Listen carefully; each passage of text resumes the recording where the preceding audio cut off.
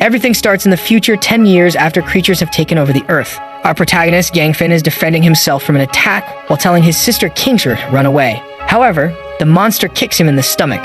Immediately, it comes to finish him off. But his sister jumps in front of the creature. She takes a steel whip to her back. Yangfin screams and grabs his sister, asking why she did that.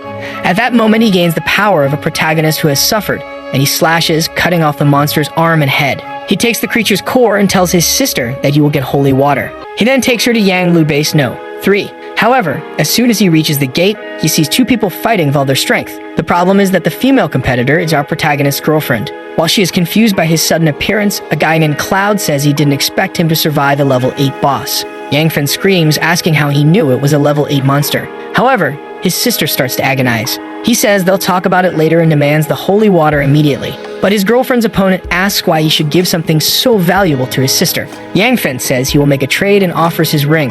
Yes, it's true, guys, he's offering the ring. He tells the guy that with it, he can buy anything he wants. The guy smiles but warns that if he kills him, he can take the ring without paying anything. The only sad thing would be letting his pretty little sister die. Yangfin doesn't like this at all. He places his sister against the wall and slashes at Cloud, but the guy just dodges, jumping away. He sends energy into Yangfin's chest and asks if he thinks he can win while so exhausted. He then goes to put his finger on Yangfin's ring, but Yangfin says that would only happen in his dreams and eats the ring immediately. The guy smiles, saying now he will have to take it by force. He slashes at him, saying he will cut it out of him halfway. But something seems to activate in the ring, and his body radiates a blinding light. Time rewinds and the boy wakes up. As soon as he sees the clock, he knows he has 3 hours before everything starts. He pinches his face, wondering if he reincarnated or if he's in a dream. Cloud is actually his girlfriend's name, and this guy was already making moves before the system. And now he wonders if he should kill her now or thank her. At least due to the betrayal, he has the chance to change his future. And in this life, he swears to protect his family and close friends. And of course, those who wronged him will not get off easy. Suddenly, someone kicks the door open, and the guys ask Cloud how she has the nerve to reject the boss and stay with that loser. They enter the room saying they'll break his legs. Cloud says she's terrified, but Yangfin knows it's all an act. The guy comes to hit him, but he easily dodges. The guy doesn't even react when Yangfin grabs his neck and makes him kiss the wall. The chubby guy is confused, and Cloud has no idea how this guy got so strong. He turns to the guy and says it's his turn to take a hit to the chin. He starts to leave the room and Cloud says he can't just walk away like that. After all, they did everything possible the night before. However, now he is cold and calculating and says it's good for her not to appear in front of him. Otherwise, she will die. He grabs his coat and leaves. Meanwhile, she wonders how this bastard had the courage to crush her and disappear the next day. Outside, he wonders why it's so dark and sees the black seeds. He knows this is a premonition that the eruption is about to begin. Immediately, he calls his sister, who in a past life died from a stab in the back. But now she's perfectly fine and in good health. She answers jokingly, asking if he misses his little sister. However, Yangfin just tells her to close all the curtains now. He warns her that no matter who rings the doorbell, she shouldn't open the door until he arrives. She gets confused and mentions that she is in the dormitory, which is very secure. Meanwhile, she goes to the window and says something strange is happening. It looks like people are attacking each other. The protagonist calls out to her, but the call drops. At least he is reassured that she survived this day in the past life too. And if the ring is glowing, it means there is a summoner nearby. The energy seems to get stronger as he approaches a women's restroom. He enters and sees a girl crouching, but she has already turned into a zombie. At that moment, she comes towards him. The guy is a bit off because it's the first time he thinks it's a waste for someone with a body like that to turn into a zombie. However, he doesn't hesitate and strikes her with an axe. He quickly grabs the crystal because he needs to evolve as fast as possible. At that moment, a strange man with a cloak appears. These are the merchants, and in the past life, it took him 3 months to find the first one. These guys sell items and their rank is related to the color of the cloak. And that crystal he took from the girl can be exchanged for some items. In the shop, just like in the past life, he still gets discounts for having that ring. He decides to check if the weekly function still works. Using a golden hammer, it appears. He realizes it is an epic item, but the shop dissolves. Unfortunately, he doesn't have enough stones to buy it yet. That's when he hears a scream behind one of the doors. He approaches and sees a zombie going towards 2 girls. Both are obviously healthy, and the redhead tells her friend to hand over the knife. When she tries to say something to the zombie, our guy arrives and cuts down another one. The girls are startled, and he explains that the woman had already turned into a zombie because she was bitten. With that, the redhead introduces herself as Yu, and her friend is named Mumu. Yangfin thinks it's a coincidence because Mumu becomes a famous biomedical scientist in the apocalypse, and the redhead girl becomes a trump card for one of the largest bases. Suddenly, a monster appears behind him. However, you throw something at its shoulder. The creature gets back up, and Yangfin explains that if you don't remove its head, it won't die. With that, he gives it a full swing and goes to collect the crystal. Yu thinks he is incredibly strong and seems to be a pervert since he always approaches the bodies. Our guy, on the other hand, is only thinking about the potential the two have. The base 3 where they stayed was considered indestructible. Suddenly, Yu interrupts his thoughts and asks if he is looking for this. He sees she has a crystal and asks where she found it. Her friend points to Mumu and says she was the one messing with the bodies. The poor girl tries to explain that she was just studying them, and it's not what he thinks. With that, Yu says it would be good if he joined their group. Mumu seems to agree, and Yangfen is interested since it will make it easier to get his revenge. So he agrees, and the girls tell them to stop staring at them so much and go outside so they can dress.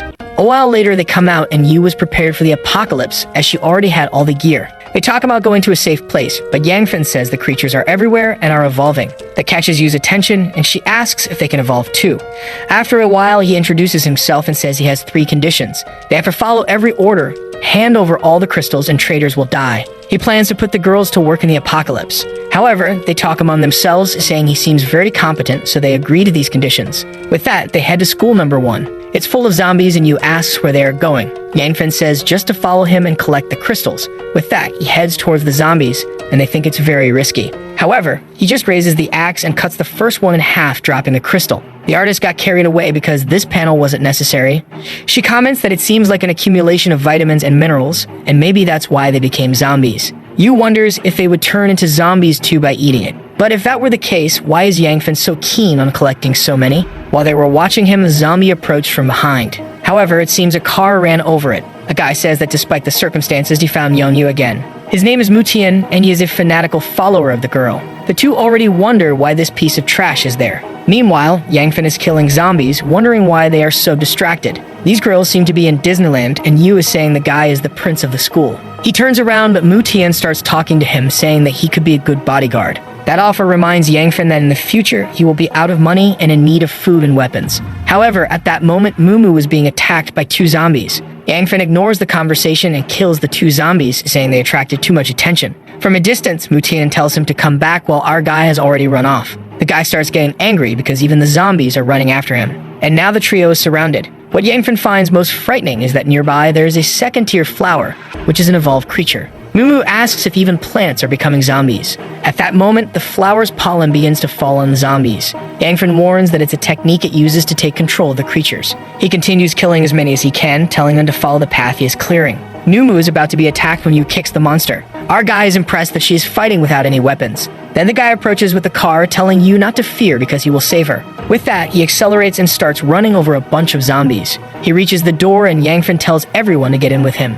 However, as soon as he's inside, he shuts the door, and they ask what he is doing. Yu tells him to open it, but he says she will only get in if she becomes his girlfriend. She responds that he is despicable, but he says she is wrong for denying him and being with this poor guy. With that, they turn to Yangfen and ask where they are going. He tells them to run to the back of the cafeteria. With that, they start to retreat while he thinks he has to deal with a flower, or the number of zombies won't decrease. Passing through the creatures, he wonders how it is already at rank 2. Finally, he finds an opportunity and strikes it with an axe. The problem is that the plant seems to be as hard as steel. It doesn't make any sense, and he wonders if his return to the past created some changes. With another pollen blast from the plant, the creatures start to surround him. He manages to hit one in the leg, but another comes from behind. Then the monster gets a small knife to the forehead. He asks what they are doing there, and the girls say they wouldn't abandon him to die like that.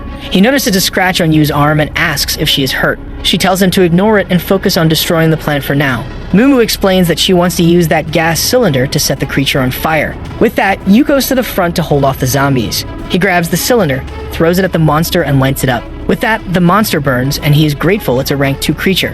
However, that's when he notices the creature's death pollen. He warns them to be careful, as it will make them fall asleep. A while later, someone is walking among the zombies looking for Yu. It is Mutian, wondering how they defeated all that. He approaches the plant and sees something on the ground. As soon as he touches the petal, something shoots up from the soil, and he spits blood. Meanwhile, Yu is telling our guy that she is feeling a bit dizzy. He explains that she got infected, and she tells him to kill her then. He throws her over his shoulder and tells her to relax. If she turns into a zombie, he will kill her without any hesitation. That's why I call a professional at calming people. While squeezing her gently, he says they need to get back to the women's restroom. He starts running and tells Mumu to follow him. He reaches the place and the vendor is there. He asks Mumu to hand over all the crystals, and they get a bit confused. Seeing him approach that person, she finds it strange to see someone standing in the middle of nowhere. With that, he activates the trade and disappears in front of them. The two are confused and wonder if they were abandoned. The poor guy is there seeing that purification water already costs 4 coins. That's capitalism's greed for you. The lucky rascal can use the ring to buy it cheaper.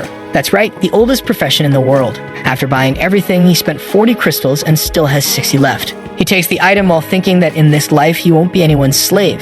No one will be able to touch a hair on anyone he cares about. With that, he pours the item into a bottle and thinks that for now, he will keep things a secret. The transaction ends and he asks how the girl is. The girl is stretched out and Mumu explains she is about to die. He takes a big gulp and you know what he's going to do. That's right, he will use the strongest muscle in the body to heal the girl. The friend is scared, but at the same time, Mu's hand starts to heal.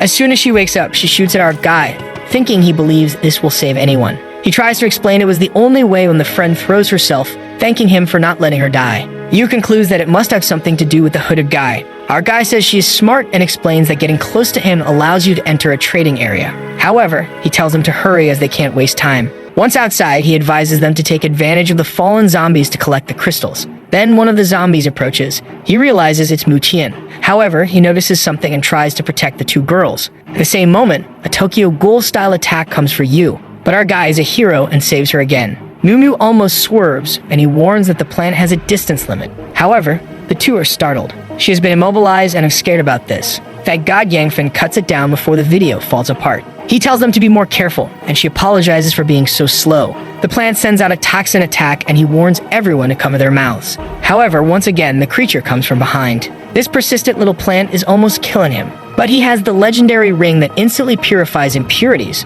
allowing him to cut the plant. Its stones were right on that branch, and he collects them. Yu asks what it is, and he says it's a second-degree core that can't be eaten yet. Hearing that, she asks if it's meant to be eaten, and he says yes. However, at the same moment, another little plant emerges from the ground and Mumu warns them to be careful. He approaches and says not to worry. It's an essence with the flower's attributes. Yu is confused and he says he'll explain later, because now they have to get back to the merchant. The rascal is still in a women's restroom, huh? This guy is peculiar. With that, he initiates the trade and buys a gun, a potion, and the legendary hammer. The boy is broke again but hands the pistol and some experience potions to Yu. She shows up with a rifle and asks if he wants one of those too. He says no while showing the little hammer. She asks what that is and he activates the item, saying she will see. A magic circle appears beneath him and he says that with this new profession and the ring, it will be hard to kill him. However, Yu says he doesn't seem to have changed much, but he just ignores it while grabbing the hammer, thinking that with this new profession, the sky's the limit. He uses the transformation on the axe, which changes to a liquid form and in the next instant becomes a sword.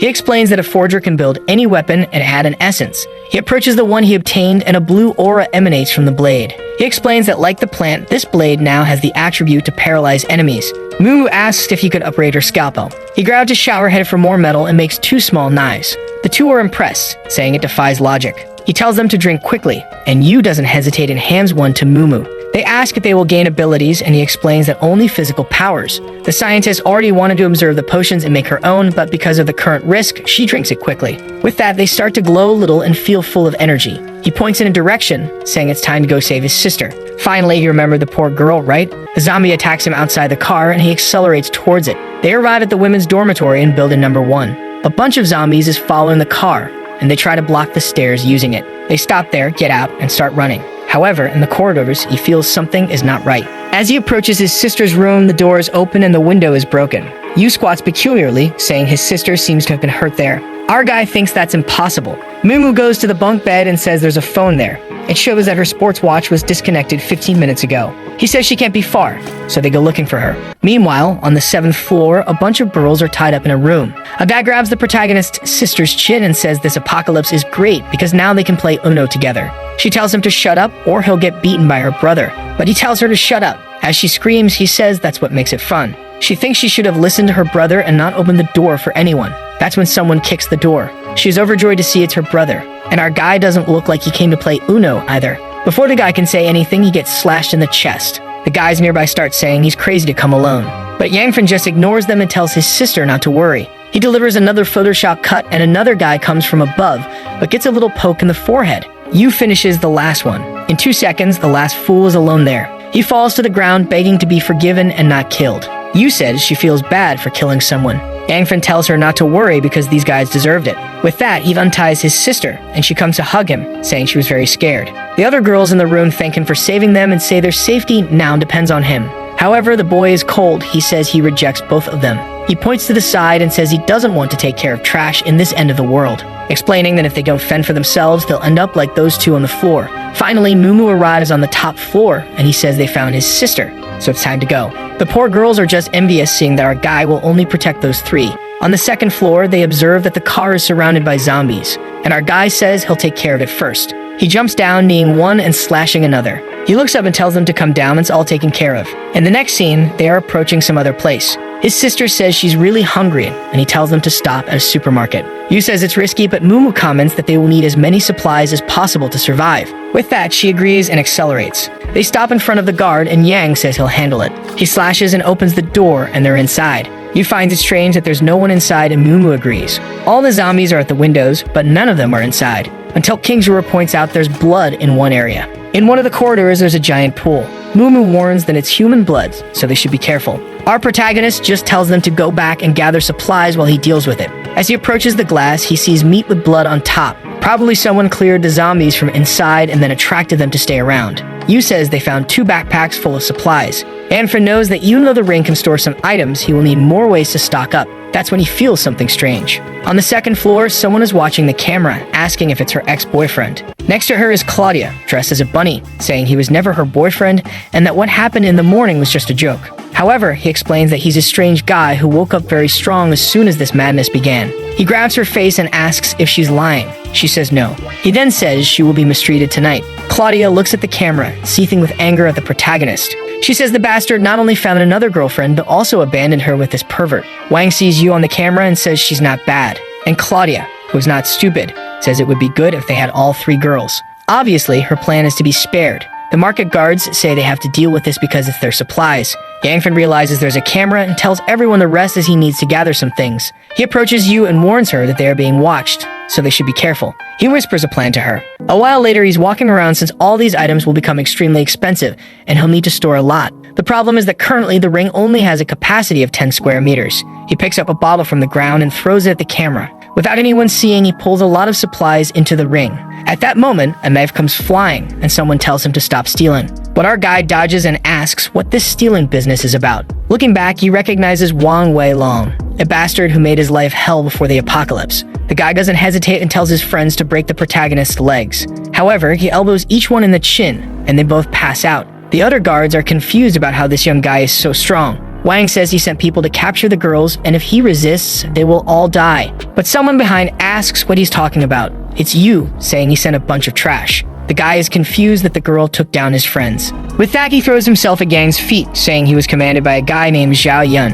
However, at the same moment, he grabs a baton from his back and tries to take a swing at him. As soon as it touches Yang's hand, he activates his reforging ability, transforming the baton into a blade. The guy rides on the ground, asking what kind of magic this is. At the same moment, the other workers start running. Yu is impressed by the ability. Our guy asks if he was really trying to kill him. The guy apologizes and says it was the other guy's idea. But our guy just says he'll let him go then. Straight to hell, as the poor guy drops dead. Yu wonders when she'll have such a magic. He finds the guys who ran away in a peculiar position, at least, begging to be saved. Yu says they were being commanded, so they could let them go. Our guy tells them to roll out of that place. And the guys literally do that. I think they took his words seriously. With that, he questions how long she'll just listen. Cloud, now called Zhao Yunhong, runs to another room and says she'll take him with her even if she dies. She activates the motion sensor and the doors open.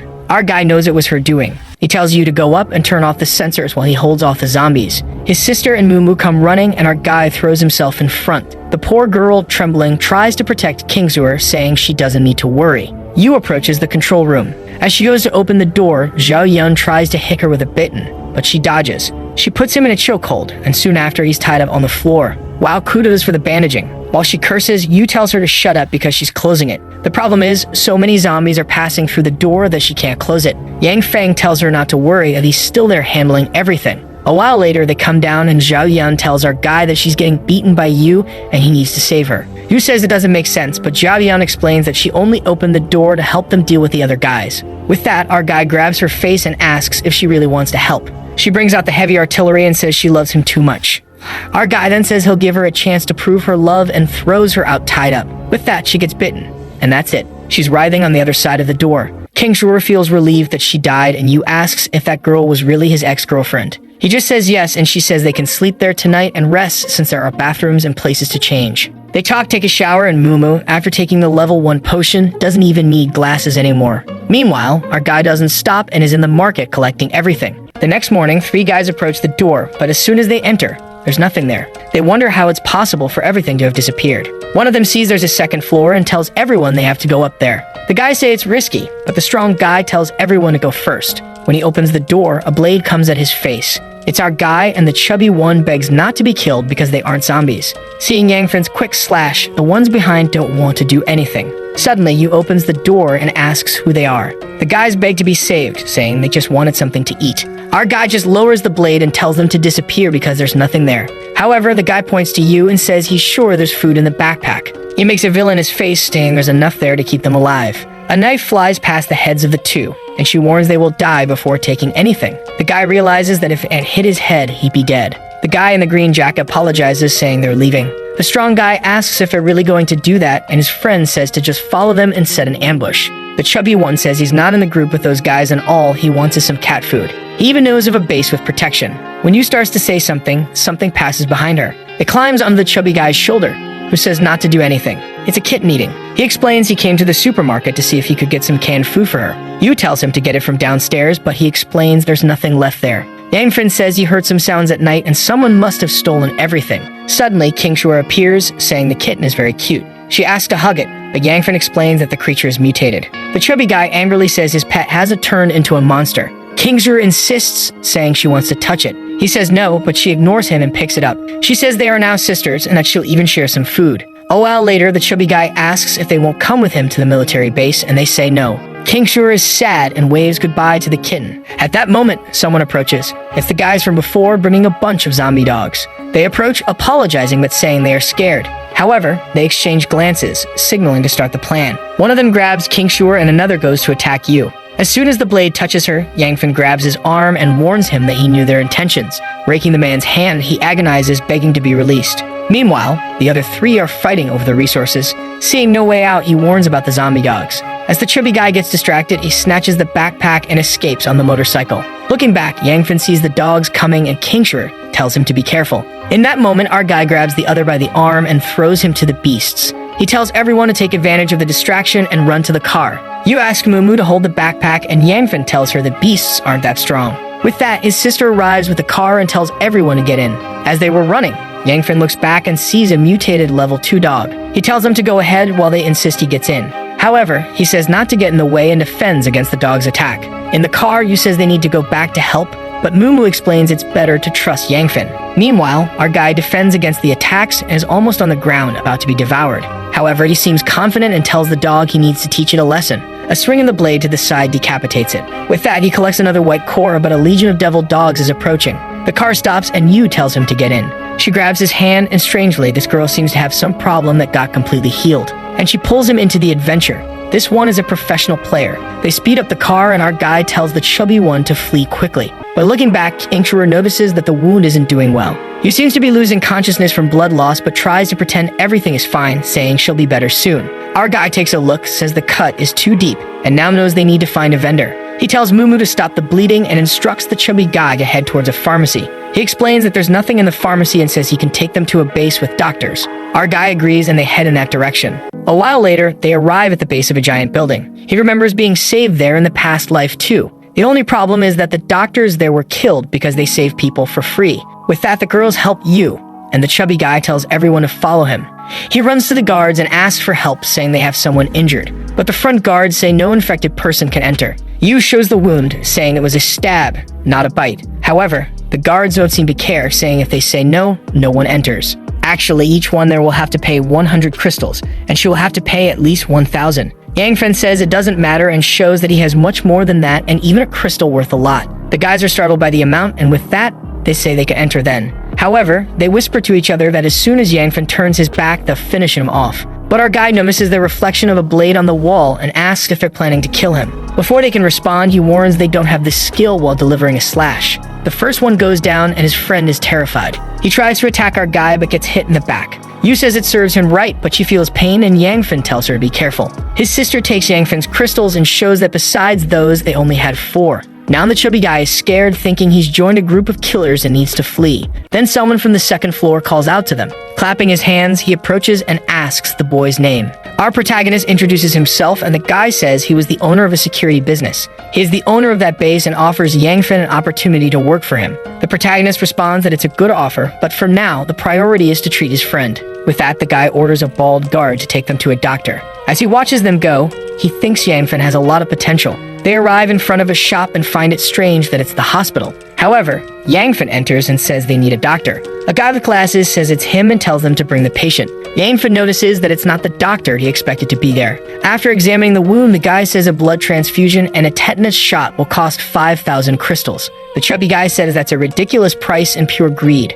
But the doctor says he's just doing business and tells them to go hunt zombies. Then someone behind the curtains says that if he won't treat her, she will.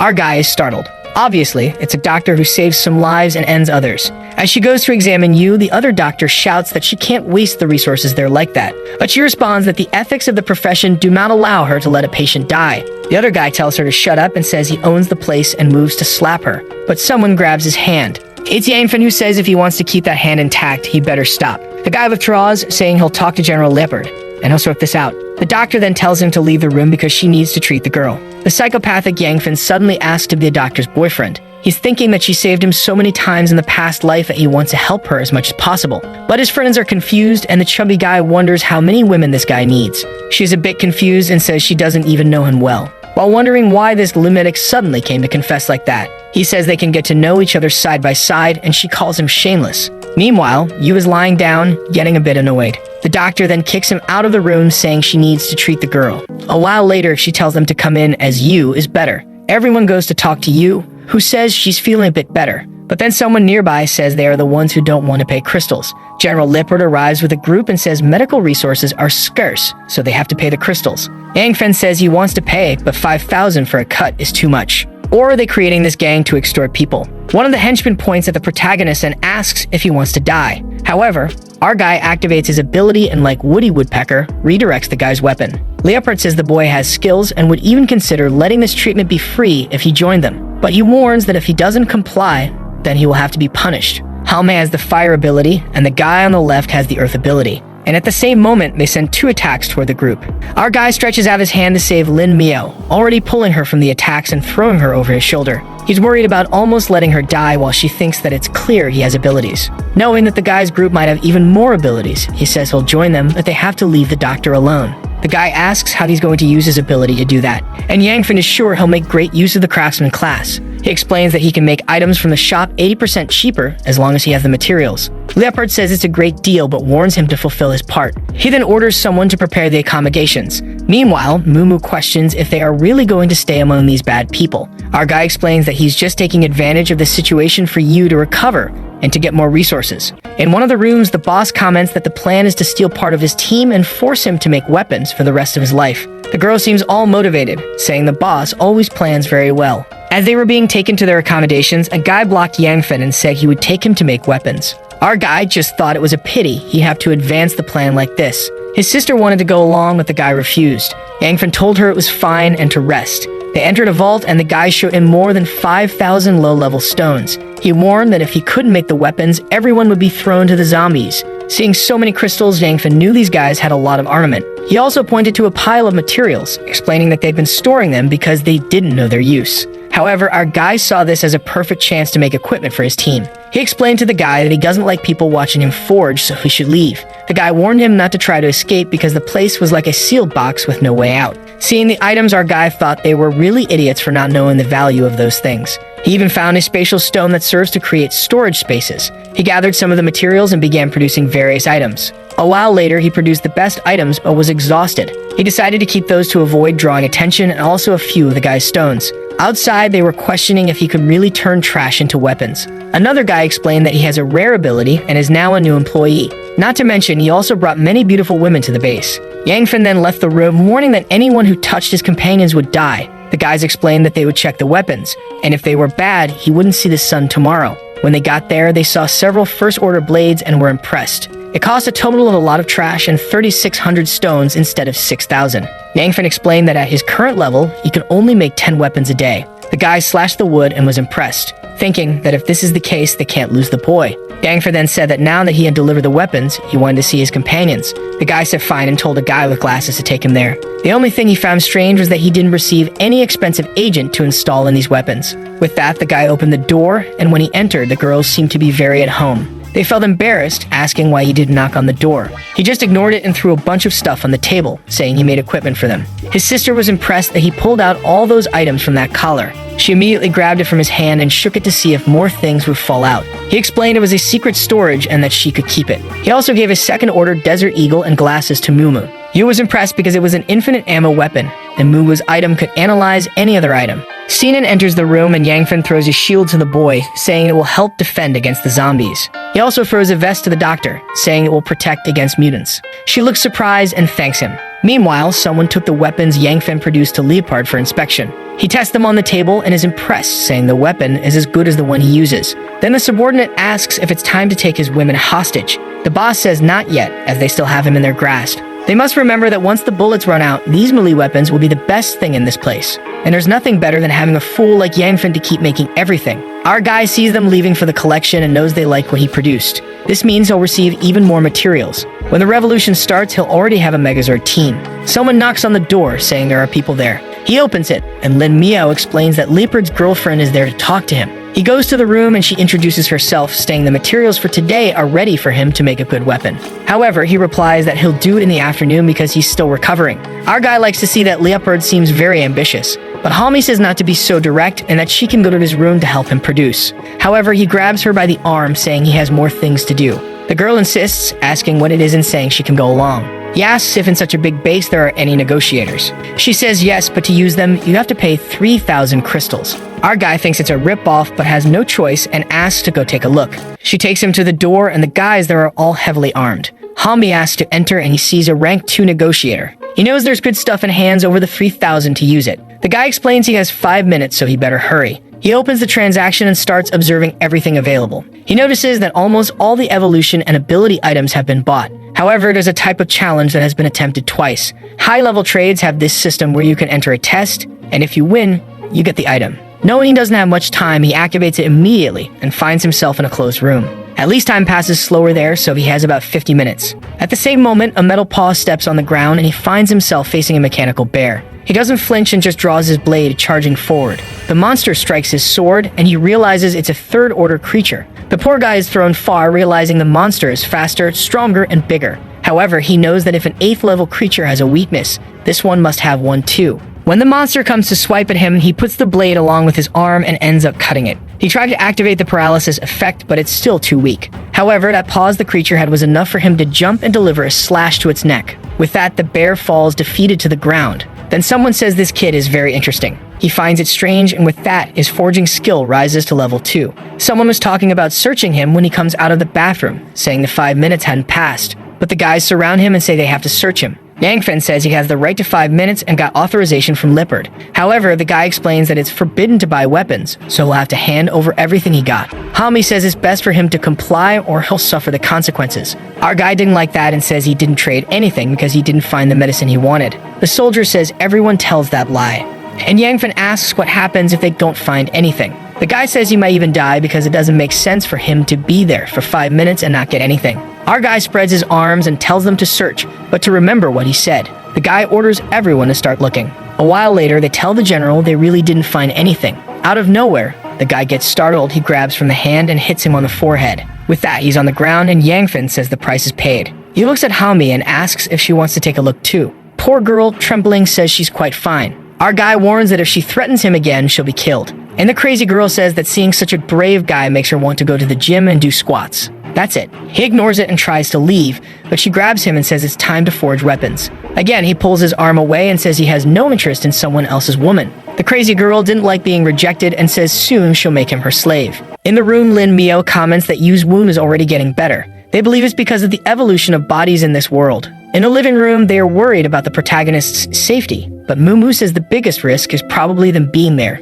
trapped. The chubby guy says one of the problems is that he's starving because they're not getting much food. At that moment, Yangfen appears and tells everyone not to worry. They get excited and he throws a bunch of stuff for them to eat. With that, they finally relax and our guy tells them not to open the door because he has things to resolve today. In the room, he knows there are levels 1 to 9 to become a forger, and the only person who reached the maximum level in the past life built a base so impenetrable that no one could even break the walls. And that's the level he wants to reach in this life too. The good thing about level 2 is that you can receive special effects without adding crystals, and when you do add the effect, it gets even better. In that pile of junk, he found a level 2 crystal that he decided to keep. However, now is the perfect time, so he fuses it with the blade. He finds it strange that it doesn't seem to be glowing with a special effect. But when he makes it cut, it creates a barrage of fire. He realizes he's created something worth at least thousands of crystals. In the next room, Leopard is commenting that today's weapons are very good. But the guy next to him questions if he really will give an evolution 2 once the boy makes 100 of them. Leopard says of course not.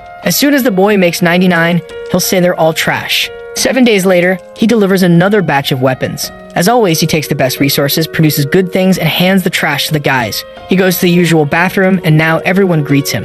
Obviously, they still ask for payment, and he gives it to avoid trouble. With that, he goes to the vendor and opens the trade. He activates the ring's weekly item function, hoping not to be disappointed. What appears is his staff that unlocks the sage profession. He gets excited because many people would kill just to have something like this, and now he needs to convince a certain person because her using it would be perfect. And maybe it's time to collect some necks. As he leaves the bathroom, Hami says he's making her feel ugly, and at the same moment, someone knocks on the room door.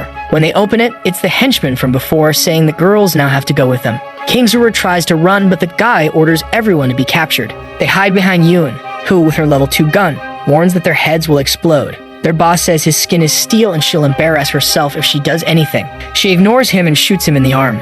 Immediately, he sees that his skin was penetrated. He gets angry, saying it looks like she's hiding something second grade. He jumps at her and manages to disarm her with a slap. At the same moment, he grabs her by the neck, and the others move toward the rest of the team. Mumu tries to use the glasses to find a weakness and help, but one of them grabs Lin Mio's wrist. Helmi steps in to help but sees everyone is immobilized. Before he can do anything, King Shuer is also caught. Now it's just him and the angry kitten. He orders her to attack the guy and she slashes his face. But at that moment, the boss orders everyone to stop, or the heads of the 2 girls will be blown up. Mumu and Sinan realize they have no choice, and with that, they too are immobilized. The only one left free is the kitten, but the guy decides to kill her. If the second-tier weapon, he says he will have to test it. Meanwhile, Yangfen asks Hame what she means. She explains that his people have been captured. He asks who is doing this. She says it was Leopard's people, but insists she is not involved. As our guy tries to leave, she tells him not to rush because he will end up dying alone. She says she can help him if he hands over the item he received from Leopard. Our guy ignores her again and tells her to get lost. Now Hami is getting even angrier with him. He goes through the corridors and sees a lot of people apparently hunting for him. Realizing that Hami didn't lie and his people are in danger. The detail is that he was also imprisoned in this base, so he knows where people are taken. Now it's time to repay all these favors. In one of the cells, a bunch of guards are standing at the door. One of them is distracted and Yangfen is right behind him. He pulls out the light armor and says it's time to use it. He activates the item that equips on his chest. Meanwhile, the team is being thrown into one of the cells. Yu comments that they can't just sit around doing nothing. And Mumu says that with her glasses, it's easy to analyze the rope so it can be cut. But as soon as they start cutting, the guys seem to notice something. They open the door and kick, telling them not to think of doing such things. Yu takes advantage and trips the guy, telling him not to hit women. And Sinan's kitten had already freed itself and freed him. With that, he mounts a peculiar guy. The problem is that they already have a gun pointed at the boy's forehead. And as a bonus, he gets slapped in the face. The kitten came running to help and started mewing. The guy immediately pulled the trigger and said he would kill her. He fired and the chubby guy threw himself in front. The guy said that if that was the case, he'd send him to heaven first. But at that moment, something came flying and a boot hit the guy in the face. He asked who had attacked him. From the door, Yangfen with his flaming blade said it was him, already warning that they seemed eager to die. The guys surrounded him and told everyone to shoot, shouting that he should run. But this boy is in the Matrix. He pulled out his blades and cut the bullets in the air. His sword was creating a sort of gravitational field where no bullets could enter. The chubby guy seemed to be recording. Yangfen pulled the sword and slashed the first 2. The girls were impressed until one threatened to kill his sister. But Lin Mio came from behind and tripped him. She's crazy. With that, his sister ran to our guy, and the man pointed at him. Of course, he disconnected the guy's arm in Photoshop. Our guy said goodbye, and the man was killed. He then shouted to everyone that they were going to escape the base now. But someone asked what he was talking about. It was Mr. Leopard with his entire team, saying it wouldn't be that easy. He asked why Yangfen did something like this when he had been treated so well. The chubby guy stepped in front, activating his shield, saying he wouldn't let anything happen. But Leopard said he'd make the boy his third in command if he stopped this foolish resistance. Our guy said it was a great auction since he only had a bunch of women by his side. You told him not to worry about her since he saved her. Meanwhile, the chubby guy admitted he lied about having been to this base before. Even Lin Miao said it was better for him to run since she was from this base.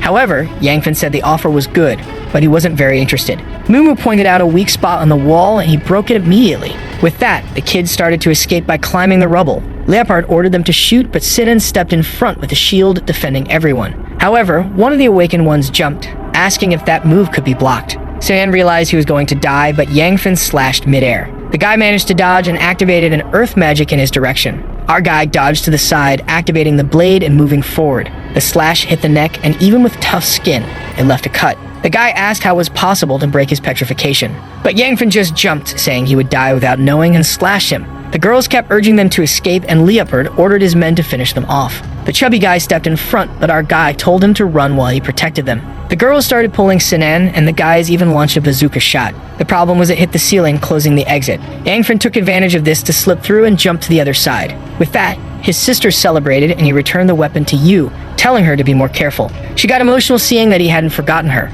But then an explosion came from where they had come from. The captain actually transformed into Leopard, saying they wouldn't leave today. Yu fired a few bullets, but the guy was too fast and easily dodged. A second later, he was almost in front of Yu, but Yangfen stepped in to defend and block the first attack.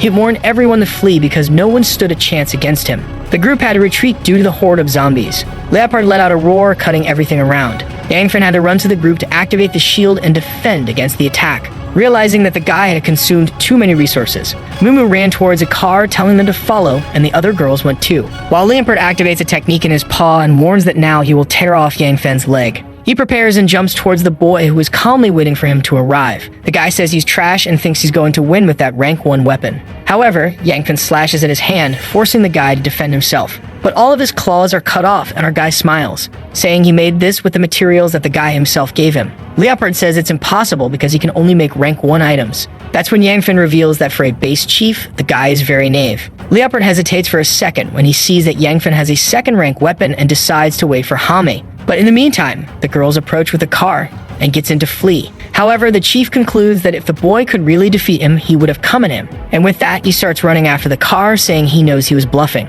Yu tries to shoot, but he easily dodges. Yangfen tells them to head to the part of the city with more zombies, while Leopard is right next to the car, keeping up. They start passing through the horde of zombies. The car can easily ignore them, but Leopard has to deal with a few. King Zur celebrates that he's falling behind, but the guy with a roar cuts everything in half. He explodes the area and resumes chasing the car. The crew doesn't understand why they can't escape and tells Mumu to speed up, but then she warns that there's something ahead of them. It was a giant zombie, and Yangfen warned that it was a third-class one. Our guy immediately told them to stop the car and warned that third class is much more dangerous than Leopard himself. The monster jumped towards the car and Leopard came right behind. But the third-class monster sensed that Leopard was more dangerous and went after him. The base leader got furious while Yangfen told them to speed up the car. They left the two fighting and headed in another direction. Mumu found it strange that the creature didn't attack them, and he explained it was because Leopard was more dangerous. The doctor then asked where they were going, and our guy said to head to Hoshin City. He noticed a strange expression on Yu's face and asked what was wrong. She said it was nothing. But Mumu said that Yu's relatives lived in Jigawa City, so she probably wanted to go there. Yangfen knew very well that this city was one of the most chaotic during the apocalypse, but it was also one of the places with the highest number of supernatural creatures, and most importantly, the person he wants revenge on is near there. So he told them to head in that direction, and Yu thanked him. Our guy strokes his sister's hair, explaining that their relatives are fine as he already called them. He knows they'll survive for at least 6 months, just like in the past life. Meanwhile, Yu is thinking that he changed the route and handed over a weapon. On the other hand, he asked to be the doctor's boyfriend. Looking at herself, she says it's not so bad, she can compete. Then he says he forgot something. He pulls out a class card to give to Lin Mio, saying it's perfect for her. Yu knows that a class card is very valuable, having seen him use one. Our guy touches her forehead, saying that a new world is about to open up. Her eyes shine and she explains that she received a class called Sage. The chubby guy asks if the girl went crazy with the card. Our guy says no, cuts his hand, shows it to her, and with an ability, the wound heals instantly. She feels confident and everyone is excited that they no longer need to fear getting hurt. Lin Mio then asks why she's feeling so tired. Our guy explains that it's the cost of the ability. Lin Mio says if it makes her that tired, it's better to use medicine. However, Yangfen explains that at higher levels, she can regenerate an entire organ in a second. Lin Mio is all excited. Meanwhile, Yu is feeling envious, thinking she will have to gather a lot to buy one of those. But then our guy suddenly says he has an idea and tells them to stop the car. He says it's a good idea to go back to Leopard's base and steal everything while he's distracted with the monster. His sister says it's very dangerous, but he says that without the guy there, it will be very easy. Yu says she'll go too, but Mumu says she's too weak for that. The poor girl is left desolate, and in the next second, our guy is out of the car and heading towards the base. He easily defeats the zombies and goes back through the same place they left. Some guards are still there, but he quickly takes them down. He goes to the room where the guys hid the stone resources and starts collecting everything. And the most important thing, the 2 tubes of first order healing potions. As he collects everything, he's impressed that an ordinary guy managed to get so much. It looks like he'll have to evolve even faster if he wants to protect everyone. He uses the forge and creates a new type of bullet that can ignore physics.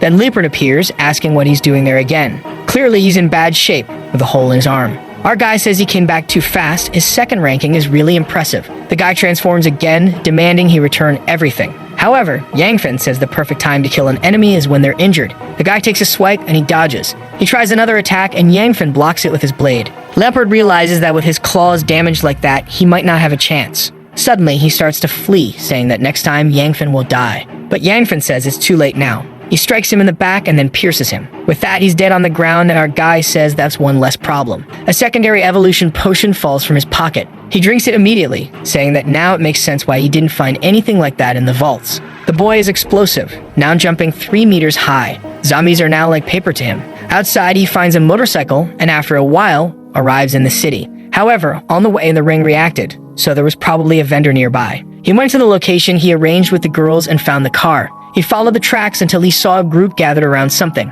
Strangely, there were a lot of people immobilizing Sinan. He saw that they were normal people, not zombies, but if they were going to do that to a friend, he couldn't forgive them. However, when he was about to attack, Sinan said the guys were good people. And the guys explained they were forced to do it by the village chief and a kind of tree magic. Yangfen was confused, freed Sinan, and asked where his sister was. Immediately, the chubby guy started running, saying they'd explain later and first needed to save the girls in the mayor's house. On the way, Yangfen asked what happened. Sinan explained that they were driving when a little girl fell on the hood. He stopped to help her, and she clung to his leg, saying her father was dying and needed help. Yu said it was dangerous, but Lin Mio explained that she could heal him quickly, and they could continue their journey. However, the little girl wasn't very friendly and thought the trap had worked. They approached a pink tree, and from a distance, a guy commented that the girl was getting very clever. They approached a wooden house, and she explained that her father was there. Yu looked around and found it strange that there were no zombies. The girl went inside and talked to her father, who was coughing. At that moment, Lin Mio went and used her ability to heal him.